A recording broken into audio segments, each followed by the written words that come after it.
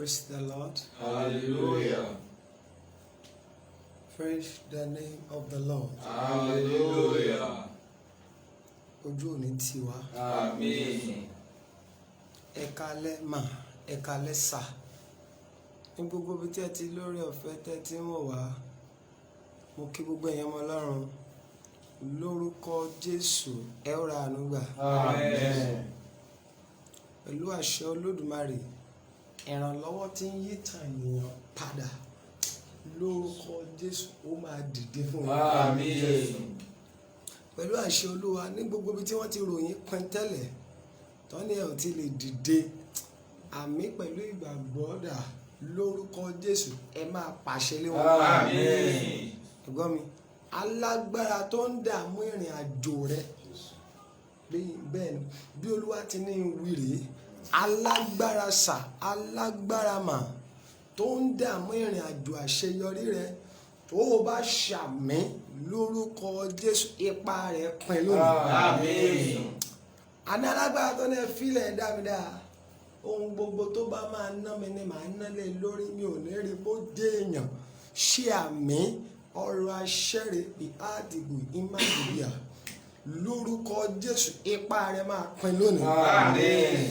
Ẹ gbọ́ mi sà inú yàrá àdúrà la ti ń gbàdúrà yìí inú yàrá má jẹ̀mú rèé ẹ gbọ́ mi sà inú yàrá la ti ń gbàdúrà yìí ó ti lé ní 30 years plus 30 tí Ọlọ́run ti dá yàrá yìí síbẹ̀ kò síṣẹ́ méjì tá à ń ṣe bẹ́ẹ̀ àdúrà ní láàárọ̀ lọ́sàn-án àti lóru bẹ́ẹ̀ ni inú yàrá yìí mo ti gbàdúrà fún gbogbo ẹ̀yin tẹ́ ń wò mí káàkiri àgbáyé ẹni dìde ogun tì ọ́ ṣé àmì ẹni dìde ogun tí àyànmọ́ rẹ tó ní ẹ filẹ̀ ẹ jẹ́ kó láyànmọ́ tó dáa ṣùgbọ́n kó máa wọ́lẹ̀ ìwọ yìí ni ó ní ọ̀rọ̀ yìí gbogbo ẹni tó ní kí àyànmọ́ rẹ máa wọ́lẹ̀ tó ní ibi tó yẹ kó o dé lásìkò lówó nígbà ọkọ láàyè láti débẹ̀ tó o bá ṣàmì ipa rẹ pin lónìí. Amen.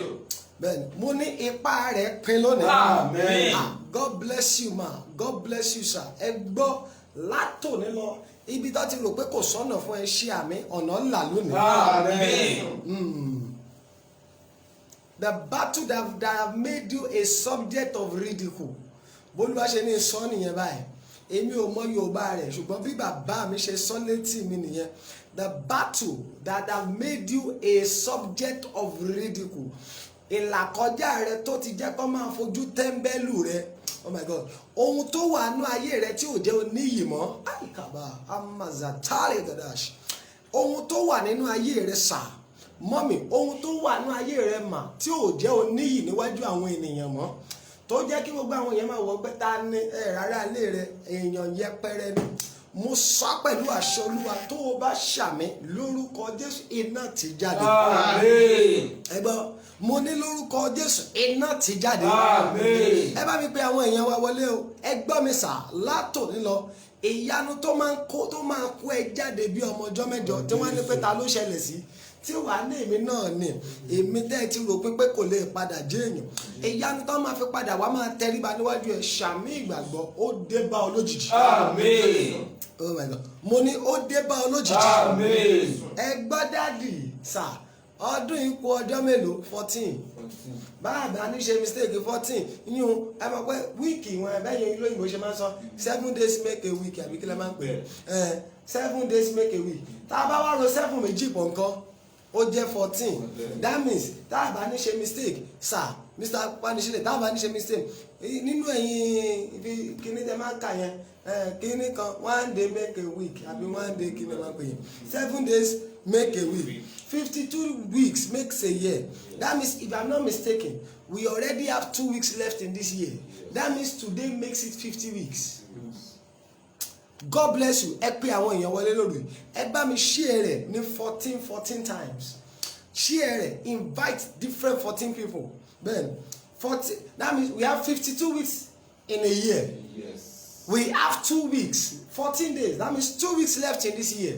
What are we now talking about? That means today èní on the 14 December ló gbé 50 weeks tá a ti lò nínú ọdún yìí ó kù 2 weeks ẹ ṣe àmì ìgbàgbọ́ èmi ò mọ bí tẹ́ ẹ ti ń wò mí ọ̀sẹ̀ méjì tó kù kí ọdún yìí parí lórúkọ Jésù ó máa bí ìyanu fún wa. Oh my God mo ló máa bí ìyanu fún ọ sí. Ẹ gbọ́ mi dáàdi kò ní fi ṣe ọdún àti ọ̀sẹ̀ bí ọlọ́run bá lè dá ayé òun ọ̀run láàrin ọjọ́ mẹ́fà ayé rẹ ti pọ̀jù fún ọlọ́run láti handle within 24 hours àbí Joshua ṣe mo parọ́ ẹ̀sà 24 hours kọ́nà ní kò fẹ́ fi tún ayé yẹn ṣe kí ló fẹ́ ṣe láyé ẹ̀ tó le tó bẹ̀ ó sàmà àìgàdà àbíyá Lásárù gan tó ti kú God bless you 1 hour gan gbé bẹ́ẹ̀ Lásárù tó ti kú sà God bless you ẹ bá mi share ní 14 times o Lásárù tó ti kú Bíbélì ní ọjọ́ kìíní Jésù ò débẹ̀. I love the God I am serving. That God I am serving is a God of 11th hour. He surfaces, he show up when all hope is already lost. Mọ́mì, ìwọ náà ti sọ̀rọ̀ etí nù. Dádì ó ti sọ̀rọ̀ etí nù. Ṣùgbọ́n mo ní ìròyìn ayọ̀ fún ọ. Bàbá mi dé sà. Kò dé lọ́jọ́ kìíní tí Lásárù kú. Oh my God. Kò dé lọ́jọ́ kejì. Ẹ gbọ́ mi sà. Ẹni bá wà tó òkú tó bá ti kú tó bá ti ń dọjọ́ kẹta gan wá nípa ẹ lọ sọnù wòlíì Olódùmarè Olúwa gbè mí God bless you à ń ríṣẹ́ ọwọ́ tí Jésù tọwọ́ yín ṣe nílùú Kàtàgòrà ẹ ṣàmú nǹkan wòlíì ẹ mọ́rẹ̀ àwa ọmọ wòlíì wò tẹ́ ẹ bá ti dé sẹ́kù sà God bless ìpè yín àlà àgbáyé jásà God bless you gbogbo ẹ̀yàn ọmọ Ọlọ́run tẹ́ ẹ wọlé ẹ bá mi ṣe ẹ̀ ní 14 times ẹ sà kò dé lọ́jọ́ bẹ́ẹ̀ bá débi òkú mi mo rẹ́ni tó kú lọ́jọ́ kan tó yẹ pé ẹsẹ̀kẹsẹ̀ ó ti gan mélòó ẹni tó kú lọ́jọ́ kìíní jẹ́ bàbá mi ò dé ó kú lọ́jọ́ kejì kò dé sà ọjọ́ kẹta kò dé ọjọ́ kẹrin tó máa ń bọ̀ wọ́n náà gbàgbé ipa ìjàre ta ni ọ̀rẹ́ rẹ̀ ti kú èní lọ́jọ́ kẹrin ìtì ń yọ mi Mr. Panisele òkú tó ti kú ọjọ́ mẹ́rin á ti máa yọ mi sà á ti máa wú díẹ̀díẹ̀ omi á ti máa jáde nímú gbogbo bíbá tó ní ò lára rẹ̀ láti máa sun omi but guess what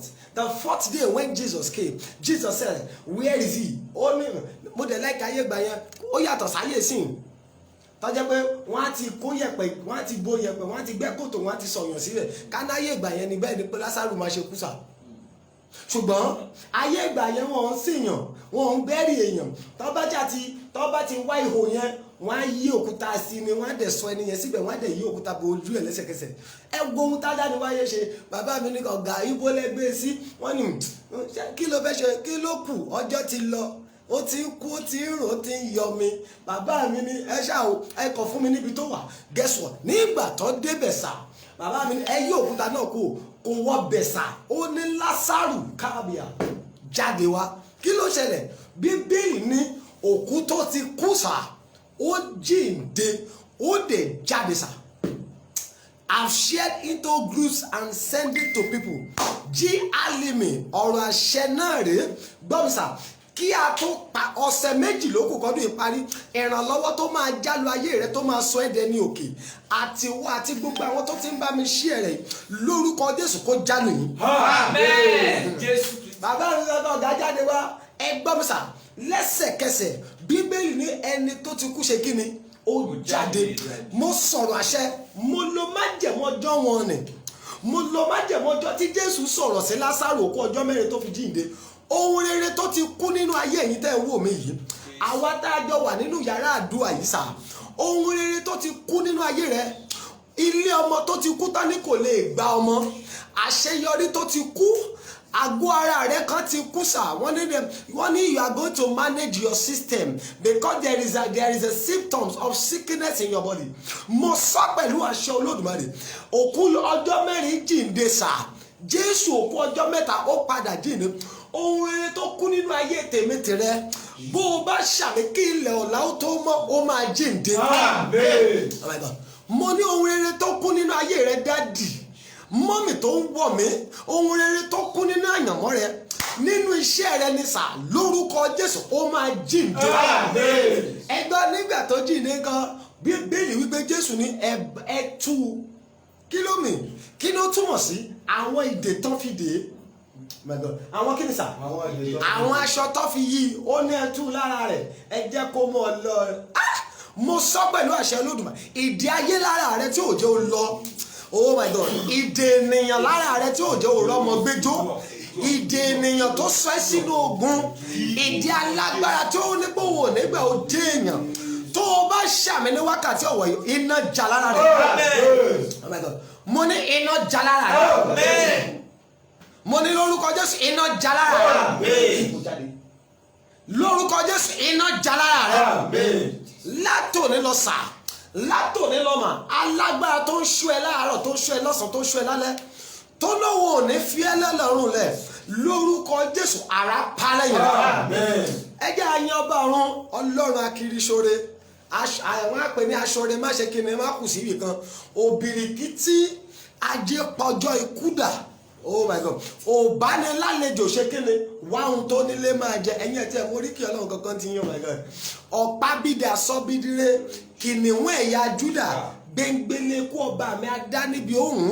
Oh my God, òkèlè bàbà tí ayé ò lè ṣe kíni, tí ayé ò lè gbé mì, òbìrìkìtì ajípọ̀jọ́ ikú dà. Ọba mi tó dàgbà àdàgbà máa ń lo gíláàsì. Oh my God, ọba mi àdàgbà títí ọba mi tí ò tẹ̀ pa. Oh my God, Ọlọ́run àdá. Oh my God, ọba tó dá èèyàn tí ẹnikẹ́ni ò dá. Èèyàn kan wọ Ọlọ́run títí ó nípa Ọlọ́run wo, mo láìkélé, ó ní ọba tó lóyún ara rẹ̀, tó bí ara rẹ̀, tó tún sọ ara rẹ̀ lórúkọ. Èmi ò mọ orúkọ. Àwọn eléèbó a máa sọ kan, wọ́n máa ní ancient of days. Kí ló ń pè bẹ́ẹ̀? Arúgbó ìgbàanì. Oh my God, àwọn olóyìnbó àmì á ní lily of the valley, ẹlòmíà ní bright and morning star. Oh my God, orúkọ Ọlọ́run pọ̀, èmi ò mọ èyí tó máa ń pè é. Bẹ́ẹ̀ ni ẹ jẹ́ àyìn sà. Mo sọ fún yín nígbà tá a kọ́kọ́ bẹ̀rẹ̀, 52 weeks left in this year, we have 2 weeks remaining. That means today, which is on the 14th of what? Of December, it make it 50 weeks that we have spent. Aṣọrekiri, God bless you. Oh my God, Omoturayo ó ní aṣọrekiri. Ẹgbọ́n màmá Dámilọ́lá Kàrímù, wọ́n ní àdàgbà má dògbó. Àdàgbà má dògbó. Ó túmọ̀ pé èèyàn lè dàgbà kó má dògbó. Oh my God, Simisola, wọ́n ní the beginning and the end, and ìbẹ̀rẹ̀ àti òpin, the God that knows the end before the beginning. Oh my God, Ọlọ́run tí ò ṣe kíni, tí ò yé padà. Kábíyèsí ọba ọ̀run. Oh my God, bẹ́ẹ̀ni èmi wo mo wò,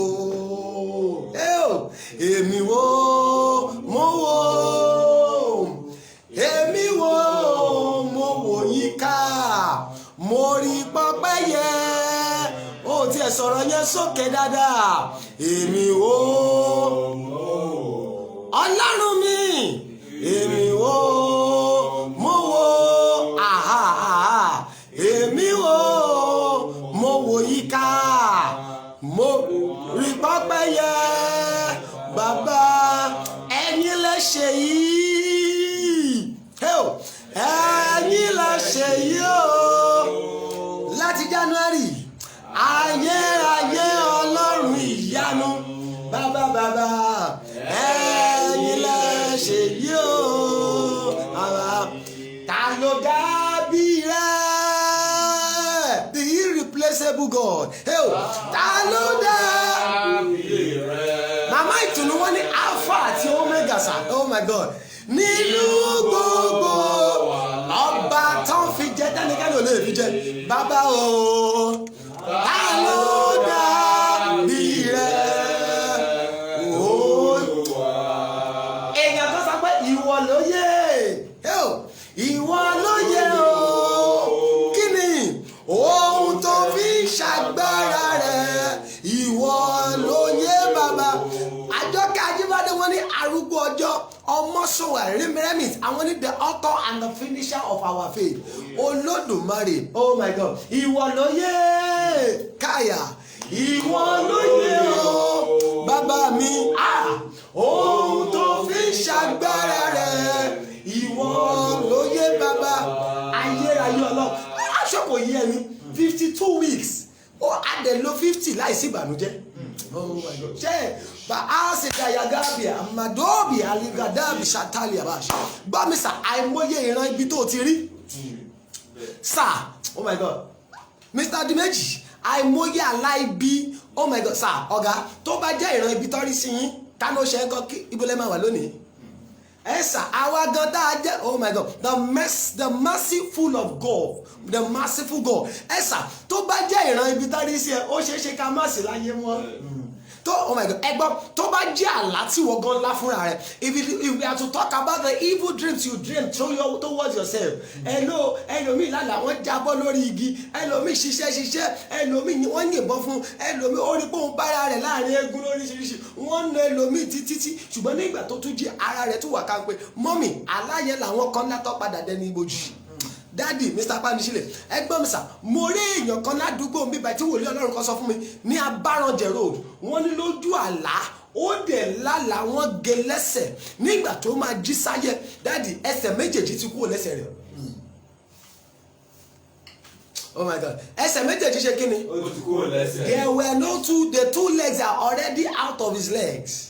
Bẹ́ẹ̀ ìgbà tán ibi tí ìyàwó ti rọ́ọ̀ṣì ẹ̀ lọ sọ́sibítù tó ti ń gba irun lọ́wọ́ bá kí ló ṣẹlẹ̀ ibo lẹ ti rẹ́sẹ̀ wọ́n ní pé ojú máa yẹn gan ló ní ẹṣẹ́ àánú ọjọ́ kan máa gbóhùn lọ sọ́sibítù ó lójú àlá lòun ti wà tí wọ́n dẹ̀ ti fàdá léhùn lẹ́sẹ̀ tó ti gé ńgbà tó máa jí sójú ayé kò ṣẹ̀ṣẹ̀ mọ́. Ọlọ́run tí ò jẹ́ káàlà ibi ìran ibi ó ṣe mọ́ wa lára. Mo máa ń sọ fáwọn èèyàn tí bá ń ṣe program church mo máa ń sọ fún ẹ pé 365 days ní kankan 365 times 2 ni. Oh my God, ọ̀rọ̀ yẹn ò yé yín. Ó yé. Ṣé ó yé yín? 365 days times 2. Why? 365 in the day, 365 at night. But if they are coming with a machete towards you in the day, you can run. But in the night, when you are asleep, if you are not having the power of God, sorry, ó ṣeéṣe kó ṣàyàn, kó fàáràn yàn, tí ó bá ṣọ́ra, ọfà yẹn ló máa gbé jí wá sójú ayé tó máa nọ́ọ̀sì. Ẹ̀dá yẹn lọ́rùn. Bẹ́ẹ̀ni Ọlọ́run tí ò jẹ́ kí ogun wọnú ayé rẹ kó wá máa nọ́ọ̀sì ẹ̀ lójú ayé Ọlọ́run tí ò jẹ́ kí ọfà ìkùnkùn ìbànújẹ́ kó wọnú ayé rẹ lójú oorun kó wá máa nọ́ọ̀sì ẹ̀ lójú ayé mo máa ń sọ àìmọye ogun àìsàn tẹ́ ẹ rí lónìí ojú oorun ló ti bẹ̀rẹ̀ Bíbélì ní pé nígbà tí ènìyàn sùn ta ló wá ọ̀tá mi wá kí ló wá ṣe ó fún èpò sínú àlìkámà ó dẹ̀ ṣe kí ni ó gbò tiẹ̀ àìmọye èpò tó wà ní ayé rẹ Ọlọ́run tí òjò dàgbà. Oh my God ta ló dàbí rẹ mo ti ẹ̀rọ bẹ́ẹ̀ yẹn mọ Ọlọ́run á lè sọ̀rọ̀ dáadáa lókè. Ta ló dàbí rẹ nínú gbogbo alágbára láyé ẹ ṣé o Ọlọ́run dàbí rẹ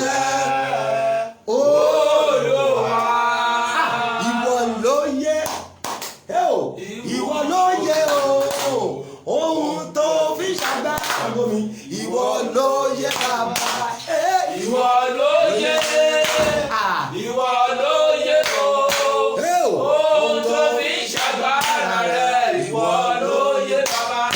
Abba ìwọ ló yẹ ìwọ ló yẹ ohun tó fi ṣàgbára rẹ̀.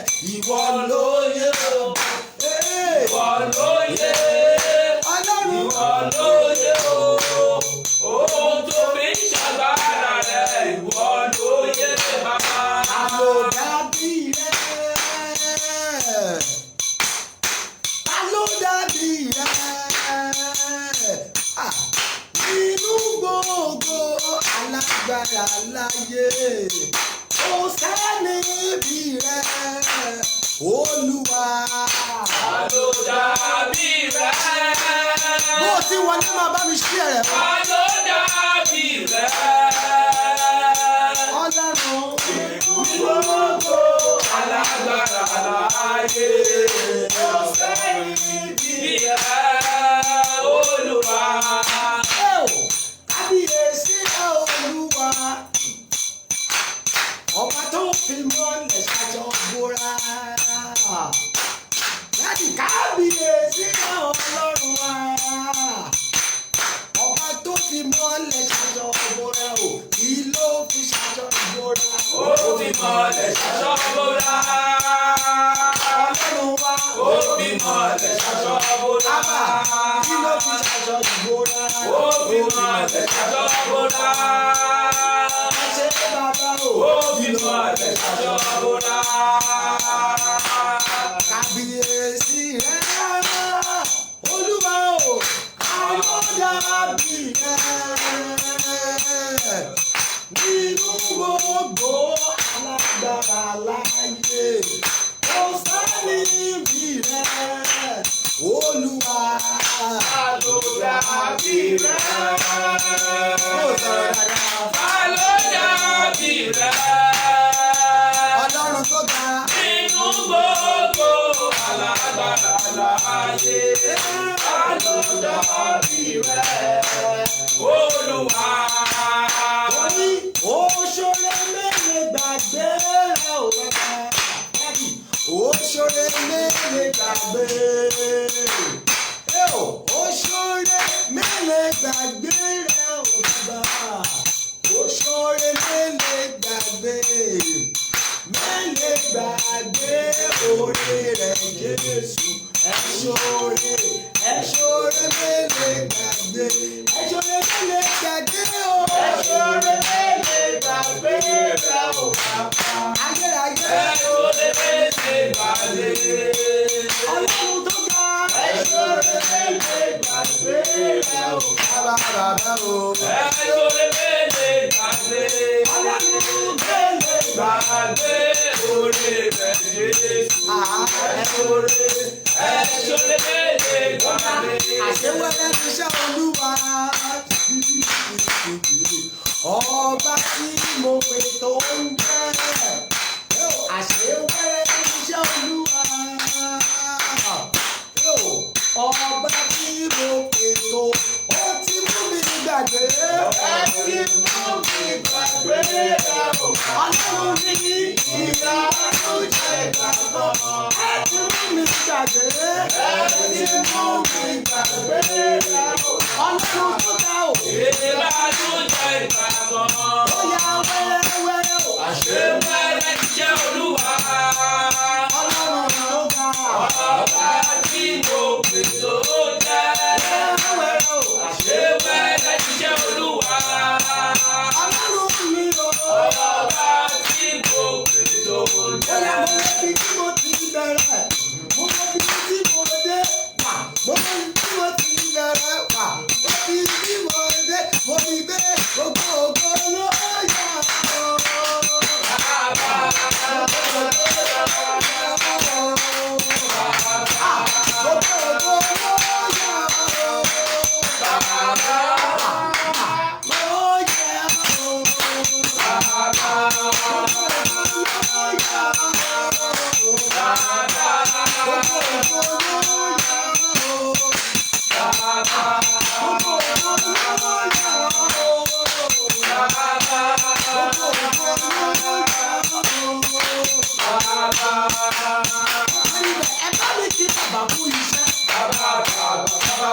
Ọlọ́run January o.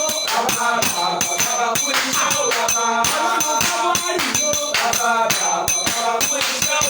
Ọlọ́run tó kọ́kọ́ tó ní March. April òbí wà á mọ́lẹ̀. Oṣù karùn-ún tán. Ọlọ́run oṣù kẹfà. Ikú ò wọlé rẹ̀. Nínú oṣù méje.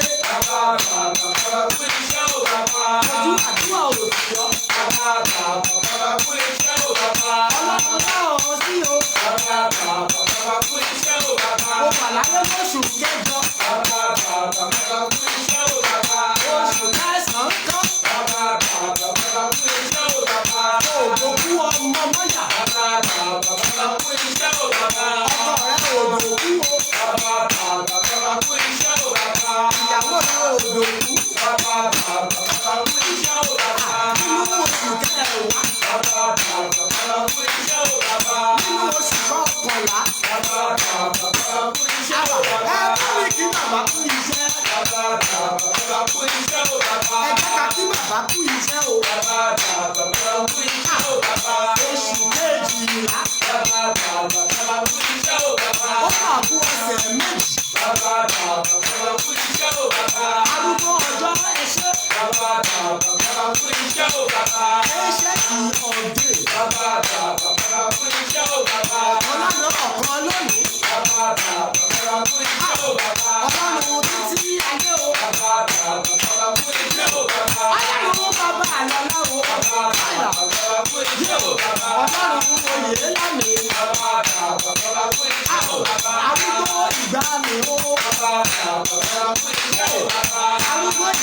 Baba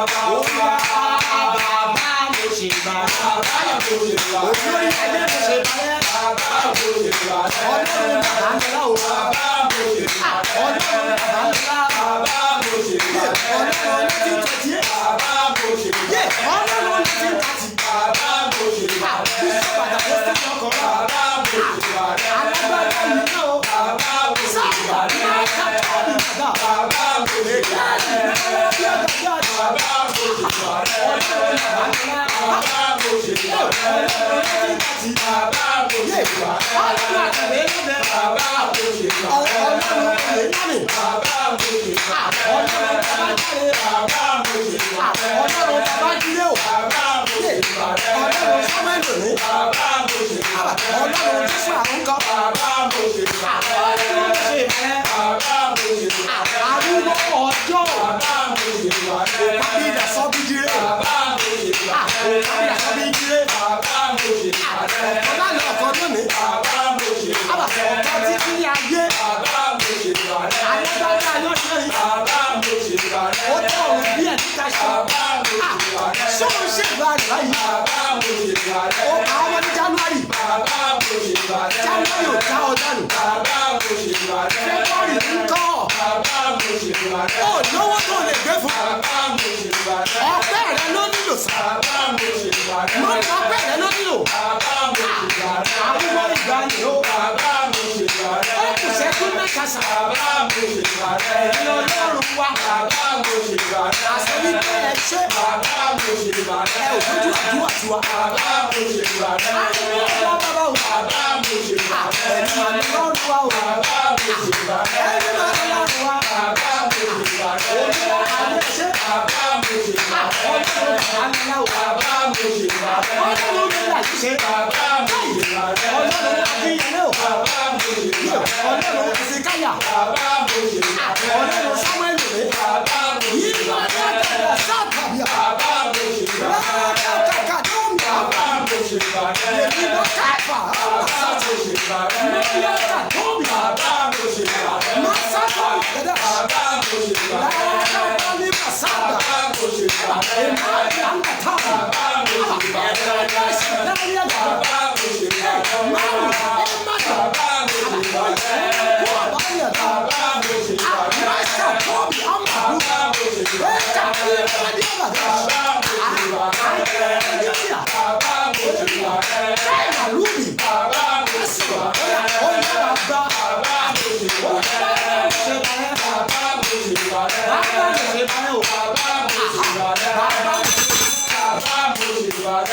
Ọlọ́run àwọn àgbààgbà.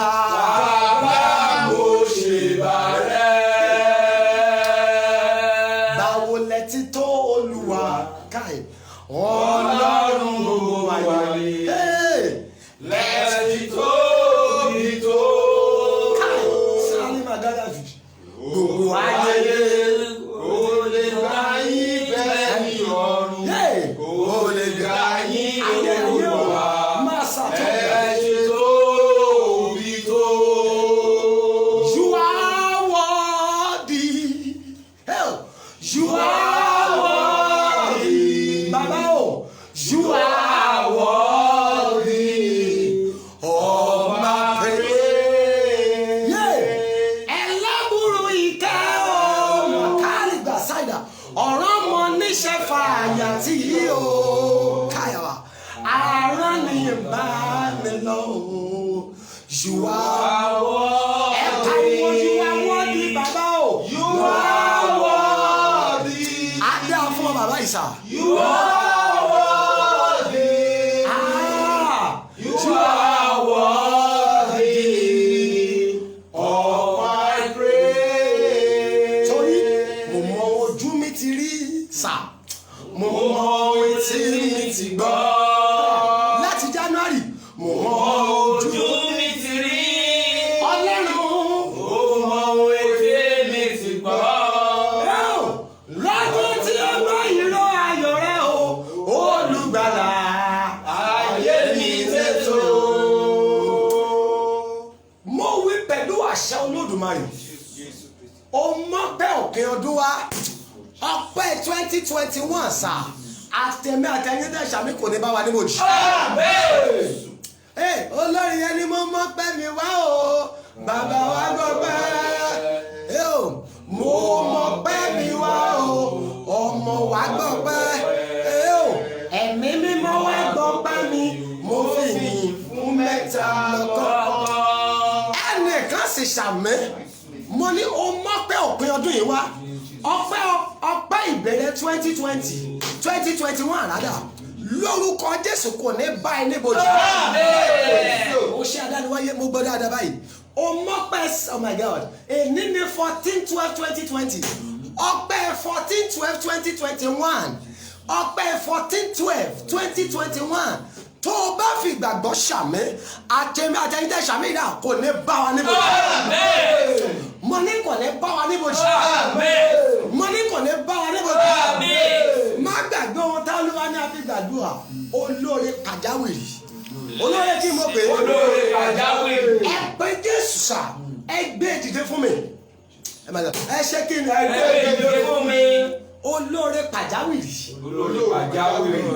mo sọ báwọn èèyàn sà ẹ gbọ́ bàbá ẹni ò bá rí olóore yẹn gbà tó ò bá rí olóore yẹn àyànmọ́ ara lẹ̀ sà á lógo lóòótọ́ ṣùgbọ́n àti débi ògo máa nira sà ẹ pé Jésù ẹ ṣí ẹ rẹ̀ I have less minute to spend with all ẹ pe àwọn èèyàn wọlé àwọn èèyàn wa kan ò tí ì ráàyè wọlé ó ṣeé ṣe kó ti gbàgbé ẹ bá mi pè wọ̀nyí wọlé ẹ pé Jésù olóore pàjáwìrì tó máa yí tàn mí padà. olóore pàjáwìrì tó máa yí tàn mí padà.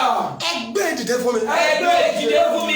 ẹ dìde fún mi. ẹ dìde fún mi. ẹ dìde fáyé mi. ẹ dìde fáyé mi. ẹ sọ ọ́ dàdúrà.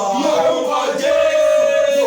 Lẹ́yìn orúkọ Jésù. olóore máa ṣe àádàṣe láti kọ rẹ ní orúkọ Jésù. olóore pàjáwìrì tó gba ayé mi dìde olóore wá gbé dìde fún mi ní orúkọ Jésù. olóore wá ṣe bẹ́ẹ̀ olóore ṣe bẹ́ẹ̀ olóore ṣe bẹ́ẹ̀ olóore ṣe bẹ́ẹ̀ olóore pàjáwìrì tó gba ayé mi dìde ní orúkọ Jésù. olóore gbé dìde olóore gbé dìde olóore gbé dìde olóore gbé dìde olóore gbé dìde olóore gbé dìde olóore pàjáwìrì ní orúkọ Jésù ní orúkọ Jésù.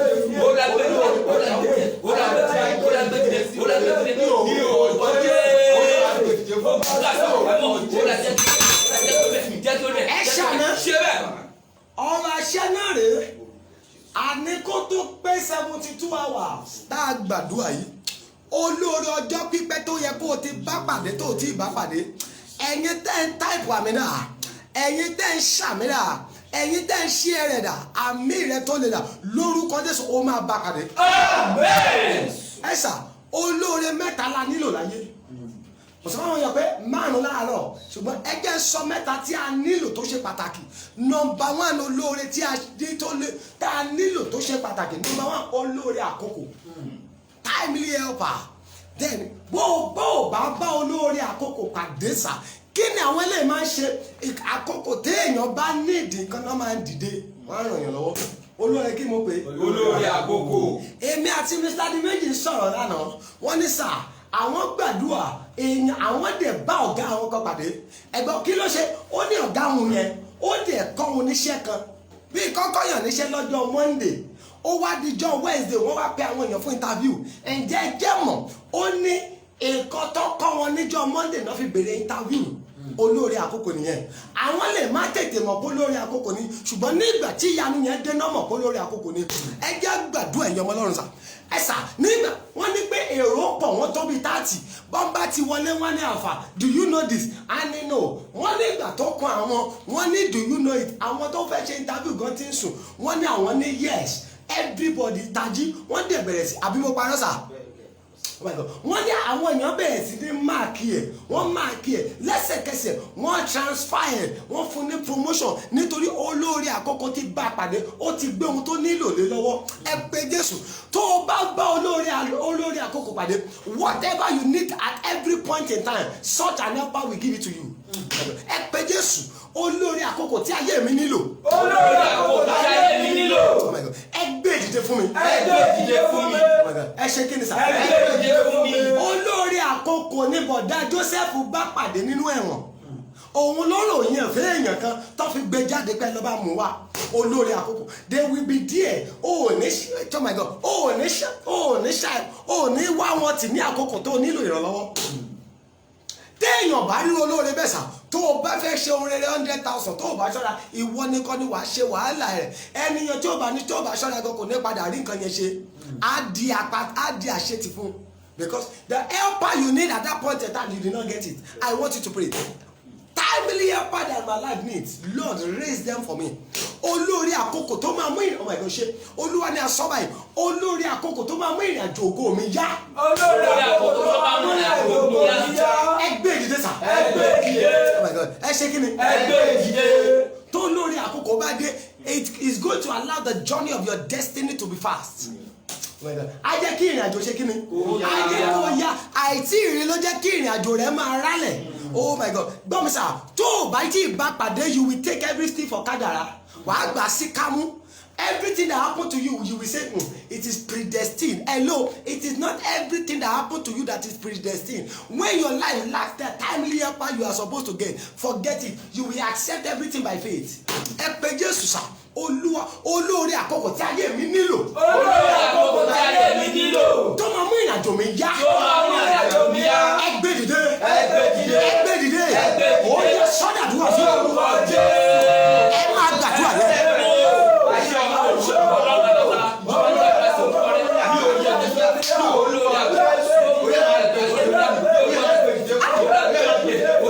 Àtẹ̀mí àti gbogbo àwọn tó wù.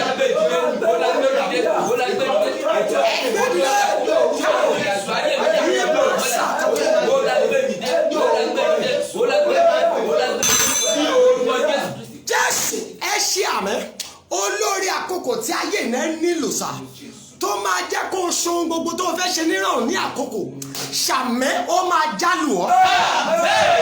Ẹ gbàdúrà yìí nígbà kejì ẹ jẹ́ mò ń bọ̀ lórí olóore kejì tó nílò ẹ sọ fún Ọlọ́run ẹ sà ẹ pé Jésù dáadáa Mr. Gbẹ́díméjì ìwọ gbà àwọn bọ́dà Bọ̀dé àti bọ́dà Joshua ti gbà láàárọ̀ àwọn lè má gbà dáadáa ẹ sọ fún Ọlọ́run mọ́ mi God bless you ẹ pariwo olóore tó máa bá mi pàdé tí ò ní jẹ́ kí ara inú mi kú. Olóore tó máa bá mi pàdé tí ò ní jẹ́ kí ara inú mi kú. Mọ́mí, there is something in you that you want to do, but if your life lacks the helper, forget it. You have good vision, you have good ideas, but it will not be functional. Oh my God, tí èèyàn bá bá olóore yẹn pàdé mo sọ fún wọn láàárọ̀ sórí tó bá bá pàdé wàá ní idea tó dáa idea yẹn ni wàá sọ fẹ́ lómi tó máa lò wàá wá padà lọ ṣẹrú lọ́dọ̀ ẹni tó ń lo idea tiẹ̀ ọ̀rọ̀ yẹn ò yé yín. Ó yé mi. Wàá ní idea tó dáa, you will have good vision, you will have good dreams, wàá ní ọgbọ́n, wàá ní òye, wàá ní ìmọ̀, wàá ní everything. Ẹni ò bá rí lò, á sọ fẹ́ni lówó lọ́wọ́, á sọ fẹ́ni rálàánú, ẹni rálàánú máa lò, á wá gba ẹni tó ní idea, á wá padà gbà gẹ́gẹ́ bí ọmọọṣẹ́ rẹ̀. Ẹ pé Jésù sà. Olóore tí ò ní jẹ́ kí ara inú mi kú. Olóore tí ò ní jẹ́ kí ara inú mi kú. Mommy, you have good vision, you have good dreams, but let me tell you, it is an helper that will make your dreams to be actualized. It was Potiphar that made the dream of Joseph to become a reality. Without that helper, forget it. You will become a vagabond in the dreamland. Wọ́n ní bó ṣe lálàá nìyẹn kò sí ìtò ṣe rí. Oh my God. Ẹ pé Jésù sá, ẹ sọ fún Ọlọ́run, olóore tó máa jẹ́ kí àlá mi ṣẹ. Olóore tó máa jẹ́ kí àlá mi ṣẹ. Ẹ gbé mi pàdé ẹ̀. Ẹ gbé mi pàdé ẹ̀. Oh, serious pẹ̀lú ọ̀rọ̀ yìí. Ẹ gbé mi pàdé ẹ̀. Olóore tó máa ṣe kéré sá. Olóore tó máa jẹ́ kí àlá mi ṣẹ. Tó máa jẹ́ kí àlá àti ìran mi ṣẹ. Tó máa jẹ́ kí àlá àti ìran mi ṣẹ. Ẹ máa sọ fún Ọlọ́run, Olúwa gbé mi pàdé ẹ̀. Olúwa gbé mi pàdé ẹ̀. The helper of destiny that will make my good dreams to become a reality.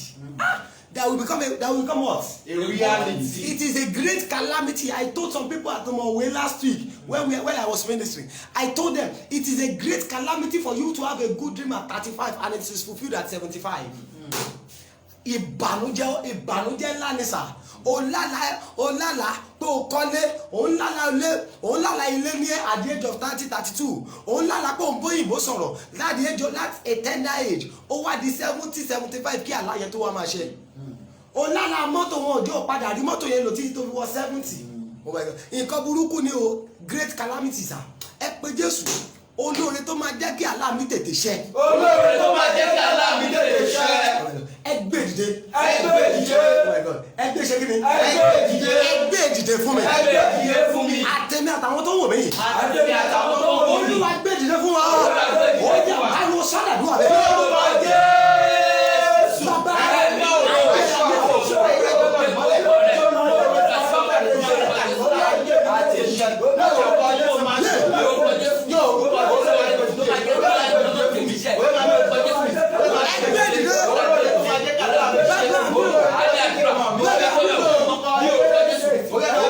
Ẹ gbé olóore tó máa jẹ́ kí ìran tèmi tìrẹ ó ṣẹ. As you are typing that amen, bẹ́ẹ̀ so shall it be. Mo pa á ní àṣẹ. The helper of destiny that will make every of our good dreams to become a reality. Within the space of 2 weeks left in this year. Tó o bá ṣàmì, ó yá lọ bá pàdé. Àmì rẹ̀ dà lọ bá pàdé. Mo ní kó o bá pàdé.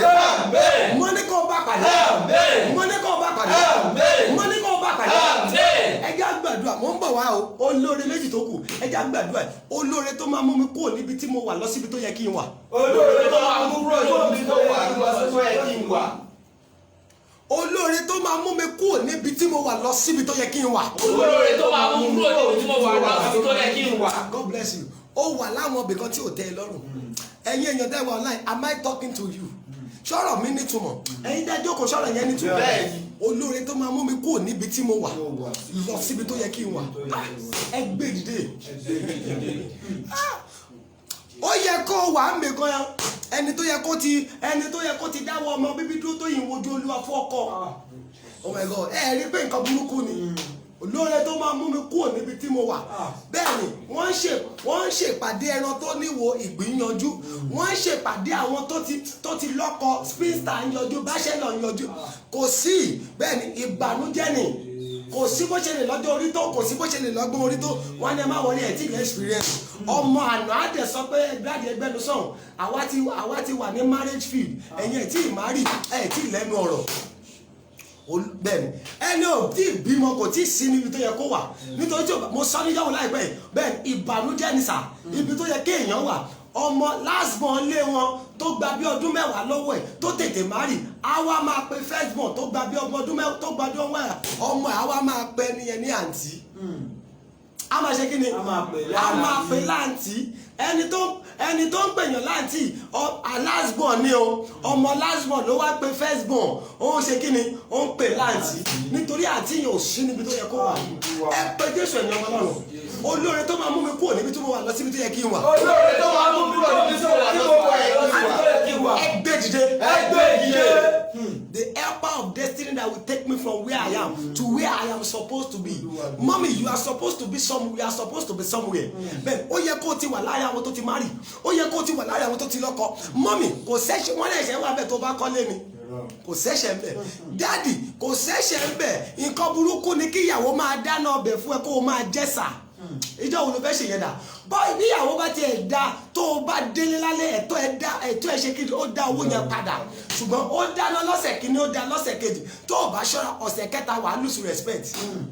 Oh my God, ẹ jẹ́ gbàdúrà. Olóore tó máa mú mi kúrò níbi tí mo wà. Olóore tó máa mú mi kúrò níbi tí mo wà. Lọ síbi tó yẹ kí n wà. Lọ síbi tó yẹ kí n wà. Ẹni tó yẹ kó ti máa lo mọ́tò tó ṣe ń gbọ́n ọ̀kadà kiri.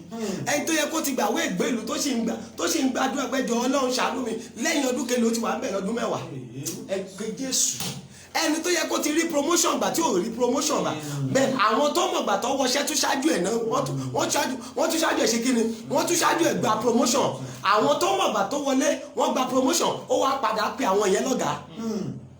Oh my God, Mr. Paris lè ṣe mò ń sọ̀rọ̀ ẹ̀yin lẹ́ ń ṣiṣẹ́ ìjọba ẹni tó ṣẹ̀ wọlé ó mọ̀ gbà tẹ́ni yẹn wọlé òun ti wà nílé iṣẹ́ lọ́dún márùn-ún ẹni yẹn wọlé kò tí ì pọ̀dún méjì wọ́n fún ní promotion ó wá padà òun ẹ wò bànújẹ́ tó wà bẹ́ẹ̀ ó ṣeé ṣe kó jẹ́ pé òun ló máa padà ṣe interview fáwọn tó wọlé àwọn tó ṣe interview fún lánàá wọ́n wá padà dọ̀gá ìlú ní nítorí pé kò bá lánàá pàdé ẹ̀yin ọlọ́run ẹ pé Jésù sá olóore tó máa mú mi kúrò níbi tí mo wà. Olóore tó máa mú mi kúrò níbi tí mo wà. Tá a mú mi lọ síbi tó yẹ kí n wà. Tá a mú mi lọ síbi tó yẹ kí n wà. Bàbá gbé dìde fún mi. Bàbá gbé dìde fún mi. Gbé dìde fún mi. Gbé dìde fún mi. Mi ò mọ̀ bóyá àwọn tó wà online bóyá ọ̀rọ̀ yìí nítumọ̀ sí wọn. Ẹ̀yin tẹ́ wà ní ẹjọ́ àjọ ké. Àwọn tó wà online tó nítumọ̀ sí ẹjọ́ ẹ máa fi kọ́ra sọ̀rọ̀ níbi tó wà. Ọdún yìí ti lọ sà. Olóore tó máa mú mi kúrò níbi tí mo wà. Olóore tó máa mú mi kúrò níbi tí mo wà. Tá a mú mi lọ síbi tó yẹ kí n wà. Tá a mú mi lọ síbi tó yẹ kí n wà. Olúwa gbé dìde fún mi. Olúwa gbé dìde fún mi. Pariwo sọ́dà bí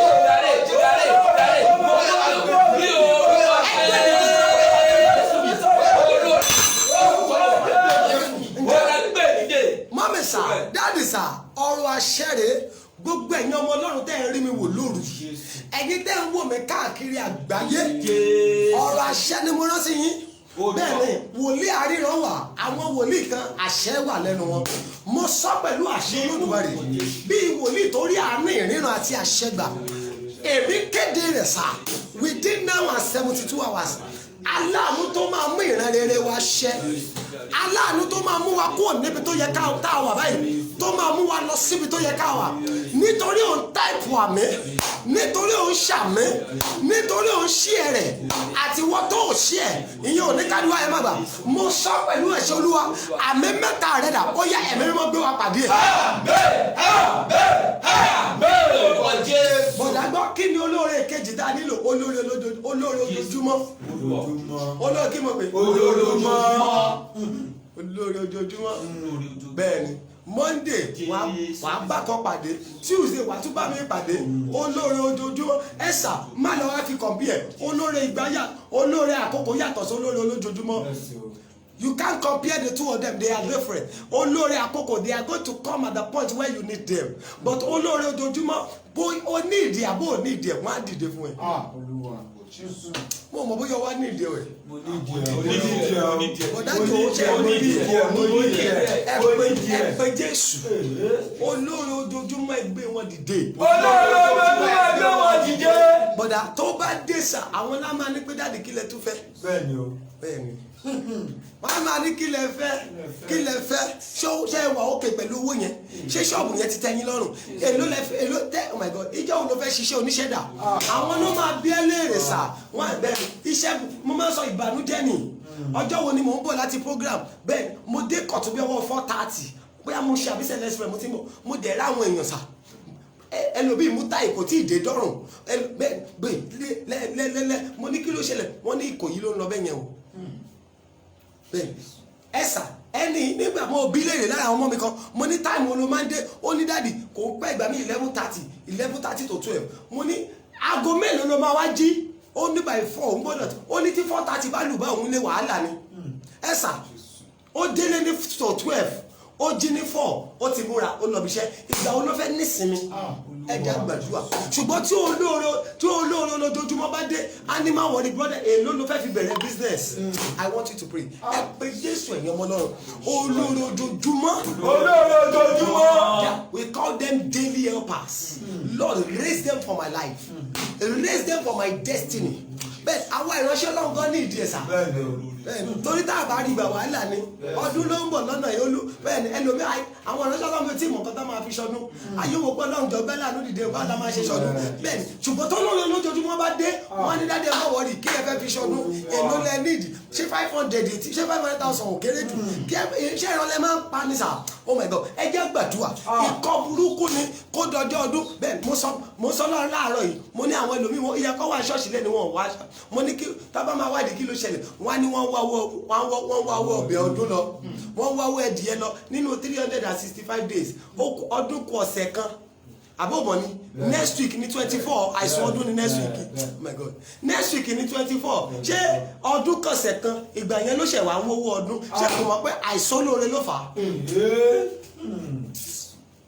ọ̀rọ̀ mi ò nítumọ̀ ó nítumọ̀ àìsàn olóore ló fà á ló ń jẹ́ kó o máa wówó ẹdìyẹ lọ́dún kọ̀la ẹ pé Jésù sá olóore olójoojúmọ́ táyé mi nílò. Olóore olójoojúmọ́ táyé mi nílò.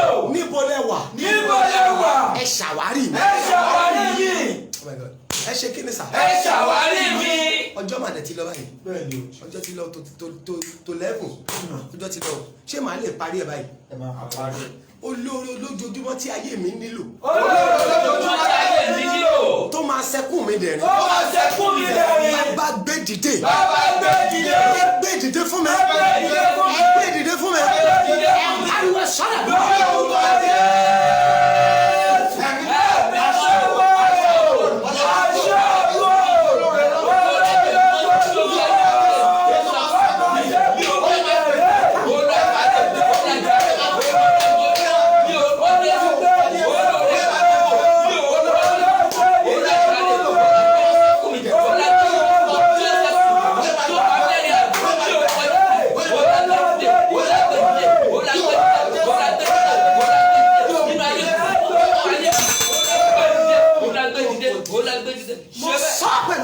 olódùmarè ọlọ́run má jẹ̀mú inú yàrá tá a wà yìí tó ti ta àdàbí tí ìbá ṣe àdúrà nìkan ló kù tá a gbà bẹ́ẹ̀ tá a jẹ́ pé àwọn máa gbàdúrà nú ẹ̀ wọ́n á dẹ̀ máa gbọ́n mi nínú nílẹ̀ ńlẹ̀ lóríṣiríṣi mo sọ pẹ̀lú àṣẹ àti agbára inú yàrá àdúrà yìí mo sọ pẹ̀lú àṣẹ má jẹ̀mú ìpè àwọn bàbá mi tá a tò sí ìwà bẹ̀rẹ̀ látòrí àkóso ayẹyẹ baba ńlá Samuel Babátúndé Òní Àkàndé Ẹdẹ Oyèlámì Ọbádáre Babájídé pẹ̀lú májẹ̀mú ìpè mi ọmọ wọn yìí gbogbo ẹ̀yin májẹ̀mú ìpè Ọbádáre dà mo sọ sínú ayé yín olóore olójoojúmọ́ tí ayé yín nílò tí ohun gbogbo á fi máa rọ̀ yín lọ́rùn láti máa ṣe tẹ́ ẹ bá gbàgbọ́ tẹ́ ẹ ṣàmì tẹ́ ẹ dẹ̀ ṣàmì ni o lórúkọ Jésù Ọlọ́run gbé dìde fún wa.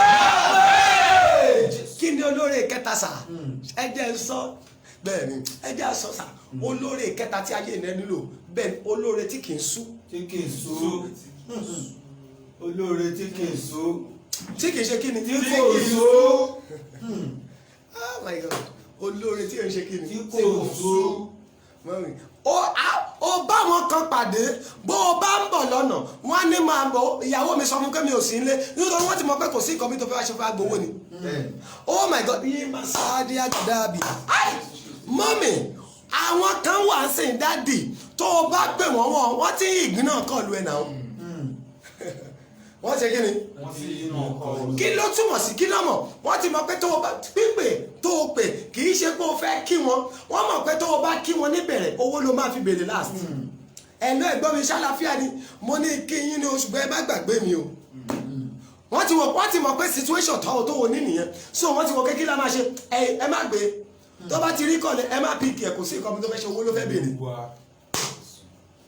olóore tí kì í sú ẹ̀sà ọjọ́ tó o bá bá olóore yẹn pàdé oh my God ṣó nígbà tó bá fẹ̀ gan jù yẹ àní o rárá lé rẹ wọn aṣọ tó o wọ̀ wọn oh my God àwọn kan wà bọ́ bá ti lè bọ́ bàtà sẹ́nu ọ̀nà wọ́n ti mọ̀ pé ó ti dé wọ́n ti mọ̀ pé ṣe kí ni wọ́n ti mọ̀ pé ó ti dé bàtà alágbájáre nǹkan burúkú ni kán fi bàtà dá ọmọ nǹkan burúkú ni kán fi aṣọ tó bá ti rí lókè mo ti bẹni tó ń bọ̀ nítorí pé kí ni wọ́n ti máa ṣọ́ ọyọ kan yẹn mọ́ wọ́n ti mọ bàtà yẹn mọ́ tó bá tẹ̀ mo ó ṣùọ̀ fún mi mo lè gba bẹ́ẹ̀tì ní lórí ìyá alágbájá ló wà bíbà bàtà bàbá alágbájá ló wà bẹ̀ tó bá dẹ̀ máa wọ bẹ̀ wọ́n ti mọ wọ́n máa ṣe kí ni wọ́n á bá bẹ̀ nítorí ayé rẹ̀ ò yọ gétò ayé rẹ̀ ò ní túmọ̀ ṣùgbọ́n lọ́jọ́ tí olóore tí kì í sú bá dé má gbàgbé ẹ̀gbọ́n rẹ̀ tí ìgbìnà kọ lu ẹ̀ o má pè mí mọ́ ṣé mi nìkan ni bùkátà pọ̀ lọ́rùn mi o mo níyàwó mo lọ́mọ èmi kọ́ mo pa yín o èmi kọ́ mo kó bá yín o nígbà tẹ́ ẹ mọ̀ pé ẹ lè rówó tọ́mọ kí ló dé tẹ́ bí àwọn ọmọ jọ ọ̀rọ̀ yẹn tí ọ̀rọ̀ burúkú ni sà when you know you can't give back when you know you can't train up your children why do you give back to 4 children kí ló dé tẹ́ ẹ bí ìtapá yẹn ká èmi kọ́ nígbà tẹ́ ẹ mọ̀ pé ẹ níyàwó ẹ tó yàwó fẹ́ ẹ wá lọ padà fẹ́ yàwó ẹ wá rówó tọ́ wọn ẹ wá rówó fẹ́ lẹ́lẹ́ni kí wá ló ṣẹlẹ̀ ẹ jẹ́ má kó bá mi o oníkálukú ló nẹ́rù tiẹ̀ o èmi kọ́ mo ràn yín wé kó ẹ sọ fọlọ́run Olúwa gbé olóore tí kì í sú dìde fún mi. Olúwa gbé olóore tí kì í sú dìde fún mi. bẹ́ẹ̀ni jẹ́rí tó o bá bá pàdé sà mo lé èèyàn kan mo ní ìránṣẹ́ Ọlọ́run kan ó sọ fún mi pé prophet òun bá èèyàn kan pàdé every week tó bá ti wá agbé ráìsì wá agbésẹ̀mú wá agbó oríṣiríṣi oúnjẹ wá ẹ̀wà lóríṣiríṣi ọ̀gẹ̀dẹ̀ agbé wá á dẹ̀ fi bíi 30,000 naira lè gbé dáadé máa wọlé ẹ bá manage lọ́sẹ̀ yìí ṣẹ́ni tí dáàdì bá ní pé hello Mr. Lágbájá ẹ ṣé gan mo dúpẹ́ o a ní ẹ dáadé má bínú mo mọ̀ pé ó yẹn kéré ẹ má wọlé màá rán dáìbà mi wá tí ò bá rán dáìbà á ní pé ẹ má wọlé ti ọ̀sẹ̀ tó ń bọ̀ máa jù bẹ́ẹ̀ yẹn lọ every week ẹ̀sà kí ni pásítọ̀ yẹn kí ló tún wá ìgbà wo ni òní máa fún àwọn èèyàn lóúnjẹ nírọ̀rùn tó ló mọ̀ pé Ọlọ́run ti gbólóore kan tí kì í sú dìde fún ẹ̀sà tó ò bá pàdé kò dáa then especially ẹ̀yin ìránṣẹ́ Ọlọ́run tẹ́ wà online ẹjọ́ ẹjọ́ gbàdúrà yẹn tí a ò bá pàdé tó bá jẹ́ àwọn tí a bá tó wà lọ́yẹ̀ tó yíra káyẹ̀ la bá pàdé wọ́n á fi ẹ̀ ṣàkóso ọmọ àìmọye ìránṣẹ́ Ọlọ́run sì tí ò tí mọ̀ nǹkan tó máa jẹ nínú ọdún mo ní ìránṣẹ́ Ọlọ́run kan ọjọ́ ọdún ló ṣe rán ọmọ lọ ra dìríkà ráìsì kan lọ́jọ́ 25 ẹjọ́ gbàdúrà olóore tí kì í sú olóore tí kì í sú Olúwa gbé ìdìde fún mi. Olúwa gbé ìdìde fún mi. Àtẹ̀mí àtàwọn tó ń wò mí. Àtẹ̀mí àtàwọn tó ń wò mí. Ẹ gbé ìdìde fún wa. Ẹ gbé ìdìde fún wa. Ẹ̀yin tẹ́ ń wò mí èmi ọmọ tẹ́ ti wò mí àtẹ̀yin tẹ́ wà Naija àtẹ̀yin tẹ́ wà lù ọba ẹgbẹ́ máa fi kọ́ra sọ bẹ́ẹ̀ ẹ gbé ìdìde fún mi. Ẹ gbé ìdìde fún mi. Onílù ẹ̀sà bẹ́ẹ̀ onílù ẹ̀ àbó nílò rẹ̀. mo nílò rẹ̀. péyàn tiẹ̀ nílò èmi nílò ẹ̀. èmi nílò rẹ̀. ẹ mọ̀ pé èmi ò ní ìgbà sálárì ẹni Ọlọ́run bá bùn ló ń bè mí. ẹ̀yin sì nírètí apánisílẹ̀ nírètí ó lè jẹ gbèsè lẹ́ẹ̀dẹ̀ kárí oṣù ṣùgbọ́n àwa yóò nírètí ẹni Ọlọ́run bá bùn ló máa rántí wa bá rántí wa wàhálà dé ṣùgbọ́n bí so àwa la nílò kí ni olórin tí kì í sùn ẹ pé Jésù ẹ̀yin ìránṣẹ́ náà tájọ wà bíi ẹ̀yin ìránṣẹ́ náà tẹ wà láì ẹ jẹ́ pé Jésù ẹ sọ fún Ọlọ́run olórin tí kì í sùn. olórin tí kì í sùn. nínú àánú ńlá rẹ. nínú àánú ńlá rẹ. Olúwa gbé dìde fún mi. Olúwa gbé dìde fún mi. gbé dìde fún mi. gbé dìde fún mi. gbé dìde fún mi. ó yẹ sí.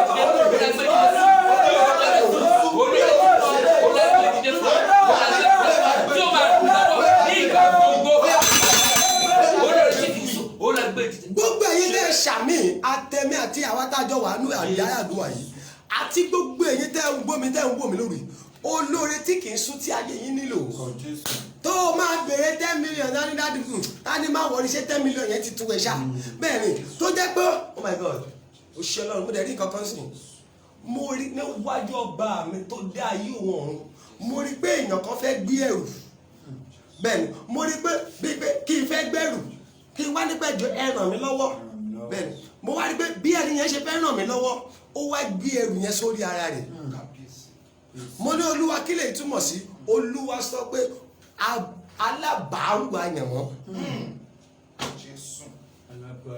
alábàárù kí mo pè alábàárù àyànmọ́ èmi ni mo fẹ́ gbé ẹrù yẹn mo wá ní wá ràn mí lọ́wọ́ ibi tó ti ń bá mi gbé ó wá ní ó dẹ̀ gbé sórí ara rẹ̀ mo ní Olúwa ta lè yí Olúwa ní alábàárù àyànmọ́ ẹnìkan ṣe àmì alábàárù àyànmọ́ tó máa gbé ẹrù yẹn